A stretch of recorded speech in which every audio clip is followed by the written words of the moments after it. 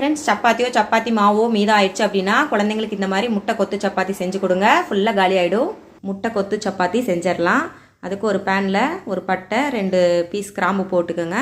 போட்டுட்டு ஒரு பெரிய வெங்காயம் நல்லா குட்டி குட்டியாக கட் பண்ணி வச்சுக்கோங்க. காஞ்ச மிளகா, கருவேப்பிலை எல்லாம் உள்ளே ஆட் பண்ணிக்கோங்க. சப்பாத்தி சுட்டு எடுத்து இந்த மாதிரி குட்டி குட்டியாக கட் பண்ணிக்கோங்க.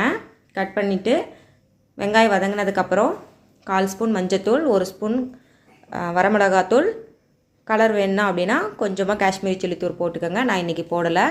1 ஸ்பூன் கரம் மசாலா போட்டு நல்லா வதக்கிக்கோங்க. வதக்கினதுக்கப்புறம் ஒரு பெரிய தக்காளி 1 இல்லைன்னா 2 போட்டுக்கோங்க. அப்போ தான் நல்லாயிருக்கும். நல்லா கொஜ்ஜு மாதிரி வதங்கி வந்ததுக்கப்புறம் 2 முட்டையை உடச்சி உள்ளே ஊற்றிக்கலுங்க. ஹோட்டலெல்லாம் எப்படி முட்டை கொத்து பரோட்டாக்கு நல்லா குட்டி குட்டியாக முட்டையை கொட்டி விட்டு வதக்குவாங்க, அந்த மாதிரி நம்மளும் வதக்கிக்கலாம். முட்டை போட்டோன்னே தேவையான அளவு சால்ட்டு உள்ளே ஆட் பண்ணி வதக்கிக்கோங்க. நம்ம எடுத்து வச்சுருக்கிற சப்பாத்தியை உள்ளே ஆட் பண்ணிவிட்டு 10 மினிட்ஸ் குக் பண்ணுங்கள். முட்டை கொத்து சப்பாத்தி ரெடி.